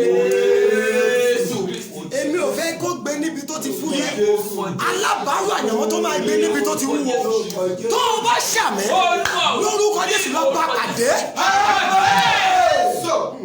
alábàárù àyànmọ́ rẹ tó máa gbé ẹrù ayé rẹ tani máa wọrí ibi gbogbo ló ṣe Ọlọ́run alábàárù àyànmọ́ ni Esther Ajayi fún ọlọ́mọ lọ́sàn ọ̀rọ̀ yẹn ò yé yín ó máa yé yín sìn alábàárù àyànmọ́ òun ni Esther Ajayi fún ọmọ ọlọ́sàn alábàárù àyànmọ́ òun ni Esther Ajayi fún Tèmítọ́pẹ́ ẹ̀jẹ̀ Jésù ẹnìkan ṣe àmẹ́sà mo rán àṣẹ jáde alábàárù àyànmọ́ tó máa gbé ẹrù ayé rẹ tó máa fi dókè tó ò ní mọ̀ tó o bá ṣàmì within now and 72 hours Olúwa ẹni tó gbàgbọ́ tó ṣàmì ní o kọ́kọ́ dá lóhùn lórúkọ Jésù ó yá lọ bá pàdé alábàárù àyànmọ́ dání máa wọrí dáadáa mi èló ló fẹ́ ná tí mi ò ní alábàárù àyànmọ́ tọrọ rẹ máa ká lára dání máa wọrí ohun gbogbo tó o bá fẹ́ jẹ́ láyé ni mo ṣetán àti ràn ẹ́ lọ́wọ́ pẹ̀lú bó o bá ṣàmì gbogbo èyí tẹ́ ẹ ṣàmì ìlà lórúkọ Jésù ẹ lọ bá pàdé mo ní oh my God ló ṣe Ọlọ́run Olúwa sọ pé ẹ̀yin kan ń wò mí báyìí ojoojúmọ́ ló rí aláàánú yẹn wọn dẹ̀ ràn ẹ́ lọ́wọ́ oh my God ohun tó wà lára rẹ tí aláàánú òfin ríran rí ẹ àmì tó wà lára rẹ tí aláàánú òfin ríran rí ẹ tó o bá ṣe àmì lórúkọ Jésù ẹ̀jẹ̀ Jésù kárí alábàárù àyànmọ́ mo tútù sọ oh my God wá bá mi gbẹ́rù mi ó bàbá bá mi gbẹ́rù mi lórí má ṣe dá mi dá bùkátà mi o Jésù ọba iye ẹnìkan mò ń bẹ̀ ọ́ Ọlọ́run òdodo mò ń bẹ̀ ọ́ Ọlọ́run òdodo èmi náà fẹ́ aláàánú ènìyàn tí yóò fa mí gòkè láyé alábàárù àyànmọ́ tani má wọrí ohun gbogbo tó fẹ́ jẹ́ láyé mo ṣetán àti ràn ẹ́ lọ́wọ́ má ṣiṣẹ́ ìjọba mọ́ mo fẹ́ kó wá ní ṣọ́ọ̀bù ara rẹ mo fẹ́ jẹ́ kó di ọ̀gá ara rẹ ẹni èèyàn yìí tẹ́ ṣàmìlà alábàárù àyànmọ́ tó máa gbé ẹrù ayé rẹ bó o bá ṣàmì lónìí ó yá lọ bá wọn pàdé. Oh my God, ẹ jẹ́ àgbàdua yìí tí mo ṣe gbọ́. Oh my God, ẹ sọ fún Ọlọ́run. Ogun tí ń jẹ́ kí aláàánú máa rí àṣìṣe mi ní àkókò tó fẹ́ ràn mí lọ́wọ́. Ogun tó ń jẹ́ kí aláàánú máa rí àṣìṣe mi ní àkókò tó fẹ́ ràn mí lọ́wọ́. Ogun tó máa ń jẹ́ kí olóore rí àṣìṣe mi nígbà tí wọ́n fẹ́ ràn mí lọ́wọ́. Ogun tó máa ń jẹ́ kí olóore rí àṣìṣe mi nígbà tí wọ́n fẹ́ ràn mí lọ́wọ́. Jáde láyé mi. Jáde láyé mi. Ẹ má bínú, mo ti gba táìmù yìí díẹ̀ lórí yìí o. Mo ti gba táìmù yìí díẹ̀, ẹ má bínú. Bẹ́ẹ̀ ni, ogun yẹn á dẹ̀ jáde, á wà ní ayé èèyàn. Àkókò tí olóore bá dé, ìgbà yẹn lẹ̀mí ìbínú máa jáde. Ọ̀rọ̀ yẹn kò yé yín. Oye. Àkókò tí the time the destiny helper comes, ìgbà yẹn ló máa lọ bínú sódì. The person nǹkan tí ò tó nǹkan, and the person will just get angry. Kẹ́ tó mọ̀, olóore máa ní pé ta ni ṣé ẹni tí mo fẹ́ ràn lọ́wọ́ lélẹ̀ ẹ má jẹ́ ràn lọ́wọ́ o. Olóore á dẹ̀ sá á dẹ̀ fílẹ̀. Ẹlòmíì sá ọkọ àyànmọ́ rẹ ti dé ṣùgbọ́n ìbínú ló fi yin lé dànù. Ẹlòmíì ọjọ́ tọ́lọ́run fẹ́ fún lọ́mọ ti dé o ṣùgbọ́n ìjà wáyé láàrin òun àtọkọ ọmọ áńgẹ́lì dẹ̀ gbé ọmọdé ó dẹ̀ gbọ́mọ padà ọlọ́fẹ́ lómi. Ẹ gbàdúrà ogun tí máa ń jẹ́ kí aláàánú sá fún mi nígbà tí ìrànlọ́wọ́ fẹ́ dé. Ogun tó máa ń jẹ́ kí aláàánú sá fún mi nígbà tí ìrànlọ́wọ́ fẹ́ dé. Nǹkan burúkú ni òun ló kọ́ bá Mósè tí ò jẹ́ kí Mósè padà délẹ̀ lérí ẹ̀mí ìbínú. Ọ̀rọ̀ yẹn ò yé yín. Ó yé mi. Ẹ̀mí ìbínú ni 11 days bóyá ló mọ̀ 11 days ló kù kọ́délẹ̀ Kénáánì ẹ̀mí ìbínú rẹ̀ dé wọ́n ní ayé ẹjọ́ bá tiẹ̀ jẹ́ ó ní ẹsẹ̀kẹsẹ̀ Bíbélì ní pé kó bá àpáta sọ̀rọ̀ nígbà tó débẹ̀ ó lọ lu àpáta. Jésù wa ní ọba bá mi ní Ọlọ́run ṣé o ti gbàgbé ni èmi ní àpáta ayérayé ibi ìsádi rẹ níwọ̀n ìgbà tó ti lù mí máa bọ̀ o ò ní délẹ̀ ìlérí yan Joshua sí àyè rẹ wo ilẹ̀ ìlérí tó yẹ kó o dé nìyẹn ṣùgbọ́n o ò ní débẹ̀ nǹkan tí ẹ̀mí ìbínú ti bà ọmọ ìgbọ́dọ̀ ṣe ẹjẹ́ ayé padà ohun tí ẹ̀mí ìbínú ti bàjẹ́ lára mi. Ohun tí ẹ̀mí ìbínú ti bàjẹ́ lára mi. Olúwa fàánú túnṣe. Olúwa fàánú túnṣe. Fàánú ṣe kí ni? Fàánú túnṣe.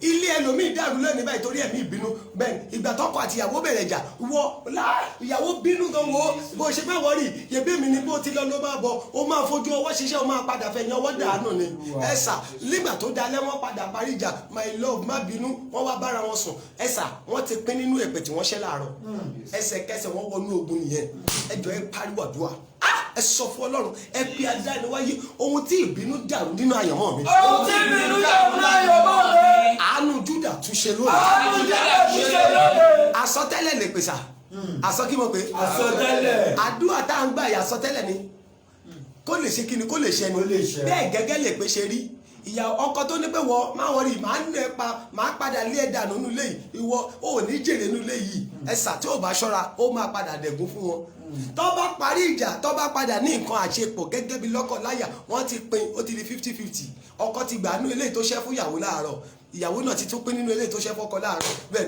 wọ́n wá jọ máa rú kiri ẹjọ́ ẹ pé Jésù ohun tí ẹ̀mí ìbínú ti dàrú nínú àyànmọ́ mi. Ohun tí ẹ̀mí ìbínú ti dàrú nínú àyànmọ́ mi. Àánú Júdà túnṣe lónìí. Àánú Júdà túnṣe lónìí. Lẹ́yìn àdúrà ó kàdúrà méjì ẹ má bínú mo ti gba táìmù yín lórí àánú Júdà túnṣe lónìí. Àánú Júdà túnṣe lónìí. Àánú Júdà túnṣe lónìí. Àánú Júdà túnṣe lónìí.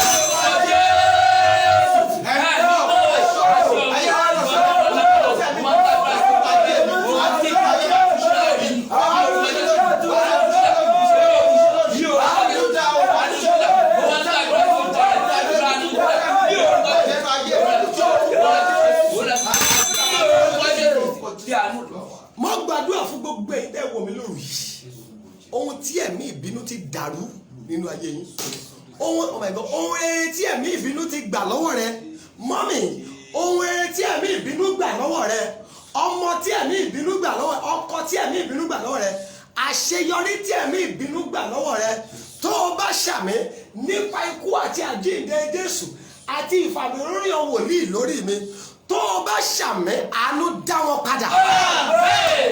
Mo ní lórúkọ Jésù àánú dá wọn padà.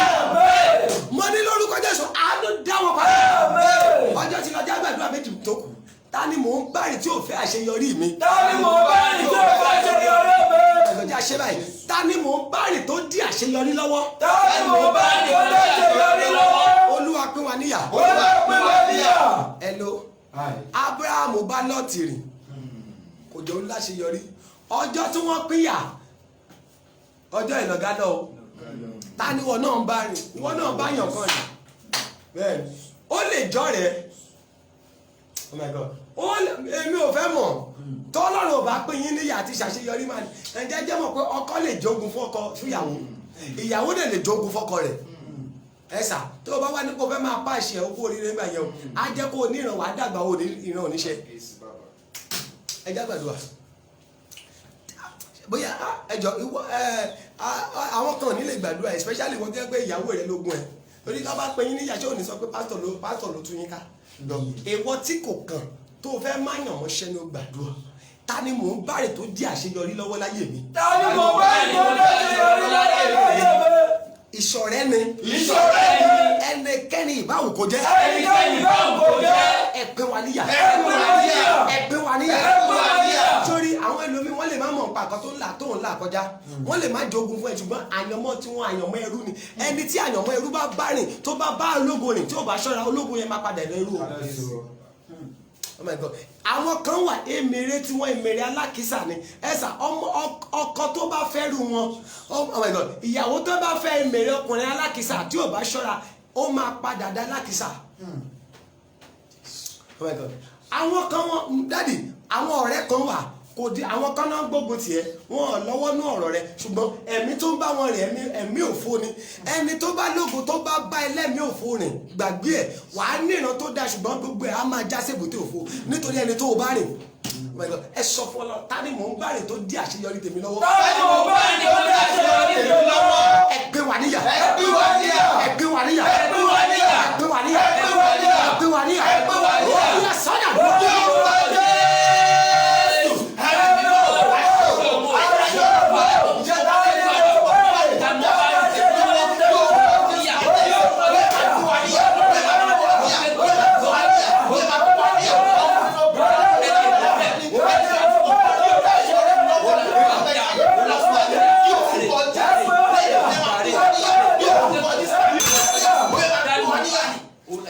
Ṣeré ẹni tó bá rìn tó kó bá tiẹ̀ ọ̀rẹ́ tó bá rìn tó dàrin àjò tiẹ̀ rú máa ṣàtàlí ẹ̀gẹ̀dẹ̀ ẹni tó bá rìn oh my God oh my God ẹlẹ́mìí òfo tí wọ́n ọmọ ológun lọ bá rìn tó dàrin àjò tiwọn rí oh my God ẹni tí wọ́n ti gbẹ̀gún níran rẹ̀ tó ní ẹfílẹ̀ ẹni ìbáwò kó bá rìn mo arákùnrin kan ó wá ní program ọjọ́ mẹ́ta tá a máa ń ṣe lóṣooṣù yẹn ẹgbọ́n nígbà táṣírí máa tó olúwa ní kó lọ gba àwọn bíríbírí ọjọ́ mẹ́ta ǹjẹ́ jẹ́ mọ̀ pé nígbà tó bá bíríbírí ọjọ́ mẹ́ta tó máa délé láàárọ̀ sátọ̀dẹ̀ ìyàwó ẹ̀ pé dáàdì máa bọ̀ ń bì báyìí látòní lọ má bá mi sùn mọ́ ó ní what are you talking about èmi lọ́kọ́ ẹ̀ náà kí ló tó ṣe máa ní kí n báyìí má bá yìí sùn mọ́ ó ní ìyàwó dẹ̀ ti wà ní oyún ó ní kò sí bó ṣe lè bá òun sùn ọkọ yẹn ní mọ́tò ló ń tà ó ní worth of 50 million láàrin ọdún mẹ́ta tó pàdé ó padà dólòṣì ìyàwó sọ fún pé ọ̀gá kò sí bí olówó yẹn ṣe lówó láyé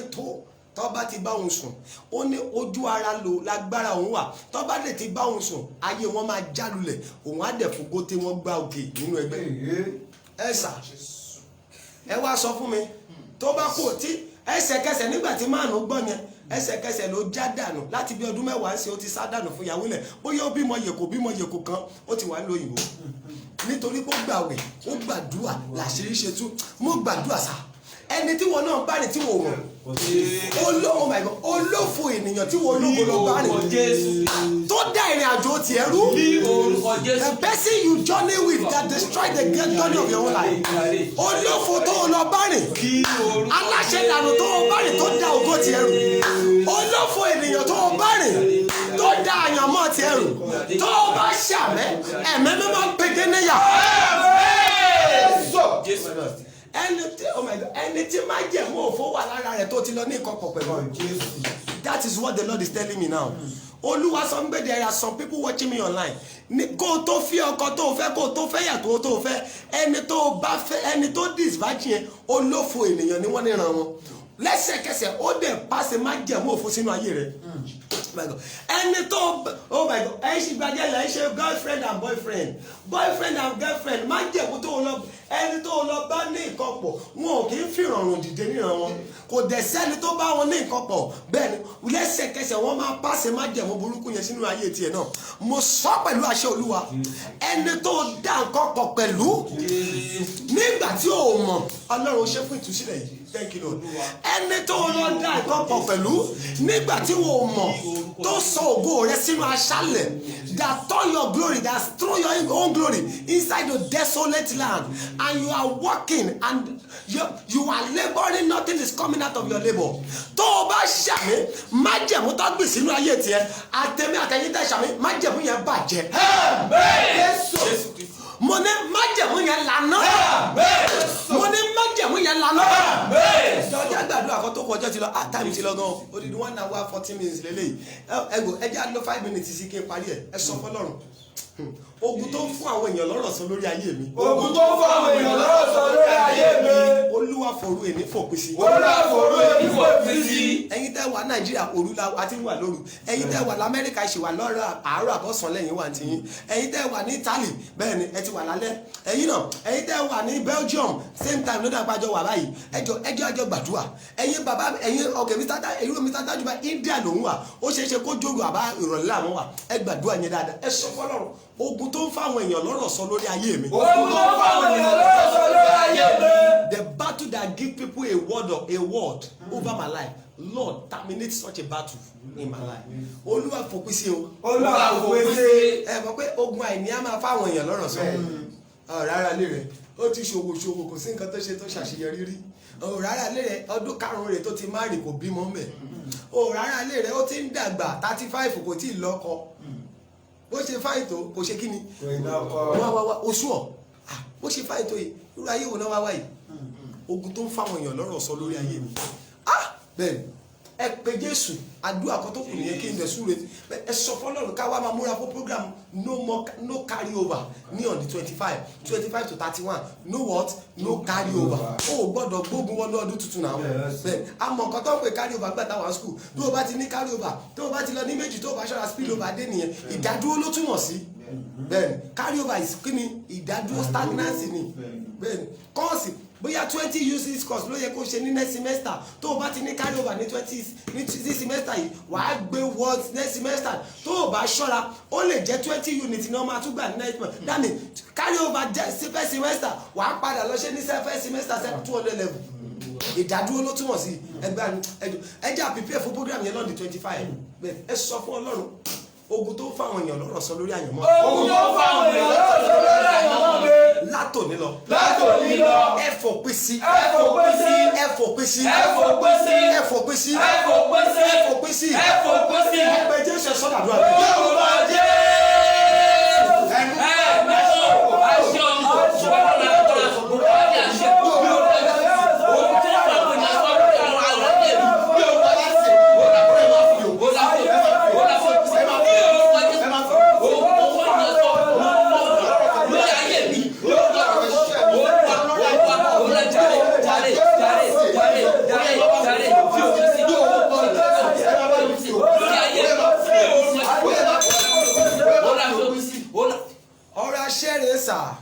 àṣẹ márùn-ún ni mo dẹ̀ parí ohun gbogbo fún tọjọ́ òní nìyẹn ogun tó ń fún àwọn èèyàn lọ́rọ̀ sọ lórí ayé rẹ máa lọ́dọ̀ ṣe Ọlọ́run ogun tó ń fún ẹbí lọ́rọ̀ sọ lórí tí Jésù ò bá gbé ẹ ó tètè máa bọ̀ wá jẹ́ àlọ́ ṣoògùn fún ẹ àtọ́dún tó ti gbàgbọ́ náà òkú lóyún àárọ̀ dalẹ́rí irú àdúrà wo ló wá ń gbà á mọ bí tá a máa mú ẹ lọ jẹ́ pé láàrin oṣù kan wà lóyún ogun tó ń fáwọn èèyàn lọ́rọ̀ sọ lórí àyànmọ́ rẹ ogun tó ń pa ẹ́ lẹ́nu mọ́ níbi tó yẹ kó ti máa sọ̀rọ̀ oh my God ogun tó ń gba omijé lójú rẹ tó ò lè sọ fẹ́nikẹ́ni Ọlọ́run tí gbogbo àwọn èèyàn tó gbọ́ mi lórí tó bá lè ṣàmì tọ́dẹ̀ gbàgbọ́ dáadáa àtẹ̀yí tó ń ṣe àmì nínú ilé tí ò táìpù àmì àti gbogbo àwọn tó ń fi ìgbàgbọ́ táìpù àmì tó lè yìí àtàwọn tó ti ń bá mi ṣe rẹ̀ àtàwọn tó máa ṣe rẹ̀ àtàwọn tó máa padà wò ó ogun tó ń fún àwọn èèyàn lọ́rọ̀ sọ lórí ayé rẹ̀ tí ò jẹ́ o lẹ́nu ọ̀rọ̀ ṣe àmì tó lè ogun yẹn lànà.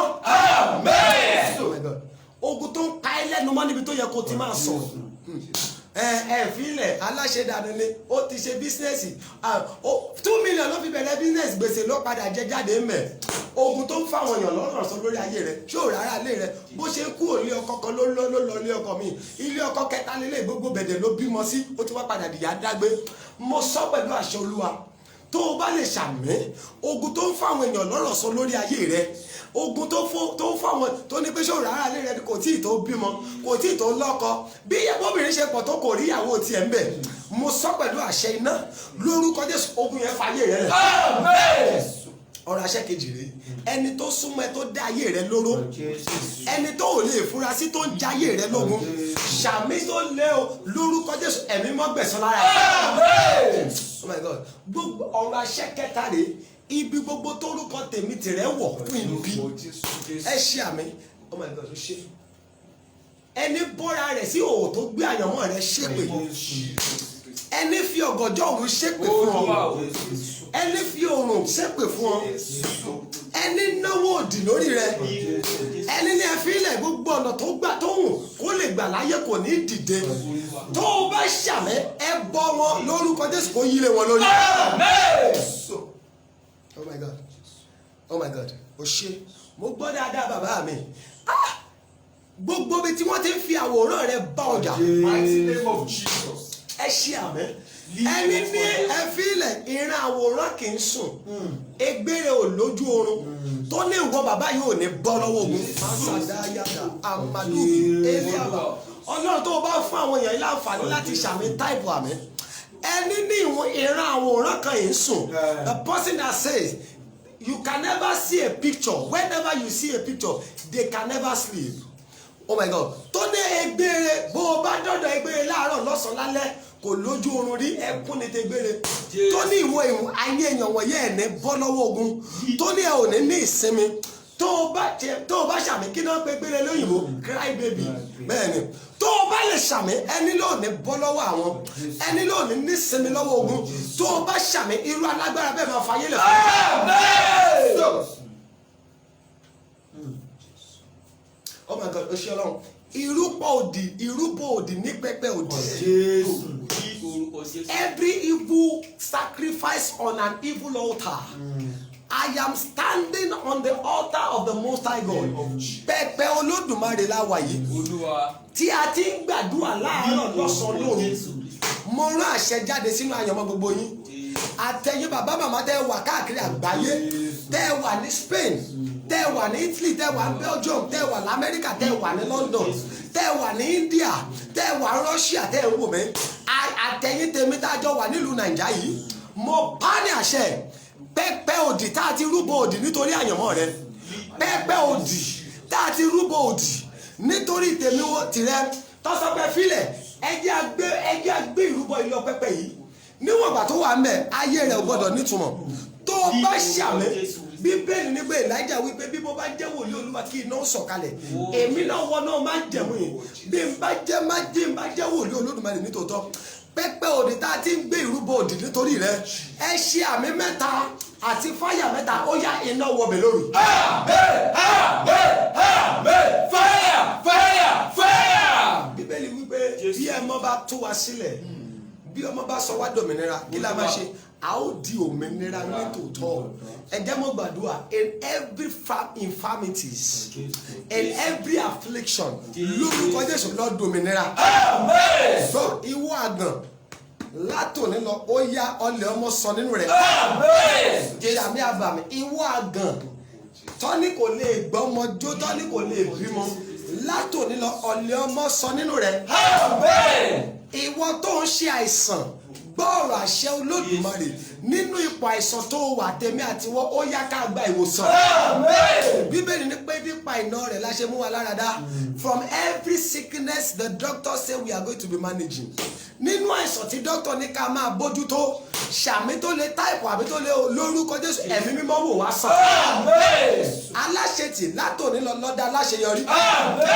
Ṣé àmì àṣetì rẹ̀ dàṣeyọrí. Gbọ́ mi ẹ̀gàn rẹ̀ dògo. Olóore àkókò tá a ti béèrè fún olóore ìgbà tá a ti béèrè fún olóore olójoojúmọ́ tá a béèrè fún ṣàmì ó máa wá wa rí. Oh my God eléyìí tó parí ẹ̀rẹ́ olóore tí kì í sùn tí kì í rẹ̀ olóore tó máa ń gbé ẹrù ayé ẹni. Oh my God tó máa gbé ẹrù ayé rẹ níbi tó ti wúwo ẹ ṣàmì látòní lọ ẹ lọ bá pàdé. gbogbo ẹ̀yin contractor ẹ lọ rí contract gbà. ẹ̀yin tẹ́ ẹ ní di promotion ẹ yá ẹ lọ rí gbà. ẹ̀yin tẹ́ ẹ ní di iṣẹ́ lónìí ẹ lọ ríṣẹ́ gbà. oh my god ẹ̀yin tẹ́ ẹ ń wá dọ́kúmẹ́ǹtì nílùú òyìnbó ó yá kẹ́ ẹ lọ rí gbà.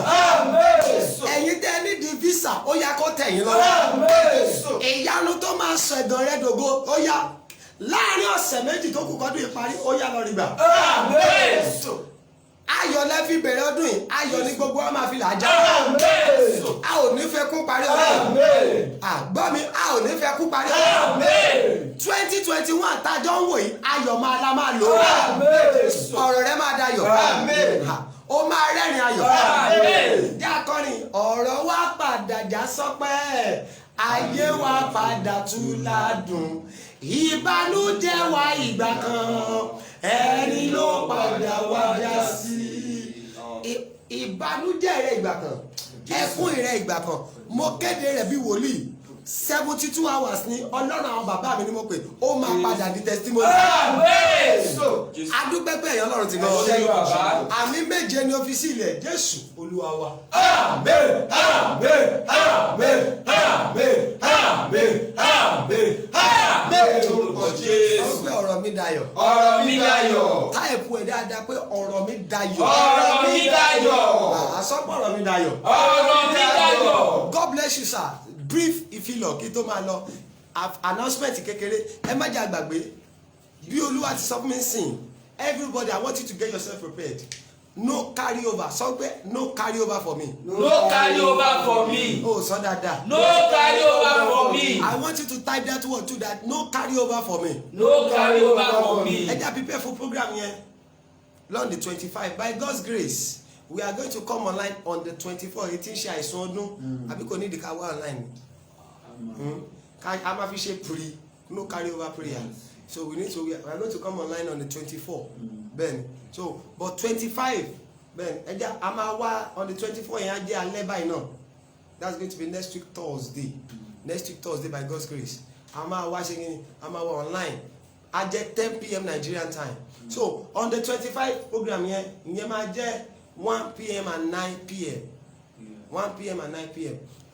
We are going to tell you more about the program. And on the 28th, ọdọọdún la máa ń ṣerú àti ìbẹ̀rẹ̀ láti bí 2 or 3 years ago. Ọlọ́run máa ń lò wá lọ́n the 28th yẹn, a máa ń gbàdúrà. Ọlọ́run á dẹ̀ sọ fún wa pẹ̀lú oore ọ̀fẹ́ Ọlọ́run. Ohun gbogbo tó máa ṣẹlẹ̀ nínú ọdún tuntun. Ọlọ́run á sọ fún wa. Àwẹ̀ tá a máa gbà ní January. Ọlọ́run á sọ fún wa. A lot of people have testimonies concerning that program. So on the 28th ní ti year yìí máa wáyé. That's going to be Monday. Tí n bá ṣe mistake 28 Monday ló dà kó máa bọ́ sí. So it's going to be calls all through. A máa ti bẹ̀rẹ̀ call yẹn á ti máa wáyé from 12 to 6 p.m. 12 noon 12 ọ̀sán ní Nàìjíríà títí dá 6 p.m. nírọ̀lẹ́. So a máa gbàdúrà orúkọ Jésù báyìí lolúwa wí nǹkan báyìí ló máa ṣe àwẹ̀ báyìí lẹ máa gbà nínú ọdún tuntun báyìí àwẹ̀ báyìí ló máa ṣe nǹkan báyìí lẹ máa ṣe Ọlọ́run á ràn wá lọ́wọ́. It's going to be one-on-one with your prophet via phone calls. Bẹ́ẹ̀ni bọ́lọ̀ ṣe ń lò wá lọ́dọọdún nìyẹn kò sọ̀rọ̀ àgbowólé lórí àwọn tọ́lọ̀ bá fi sínú láwa ní dáadé ẹ má bínú ẹgbà ilé ẹ má bínú ẹgbà ilé. God bless you sir. So let us prepare for the no carry over program. Ìwọ tó fẹ́ máa receive prayer wa online every day join my WhatsApp number 08039462147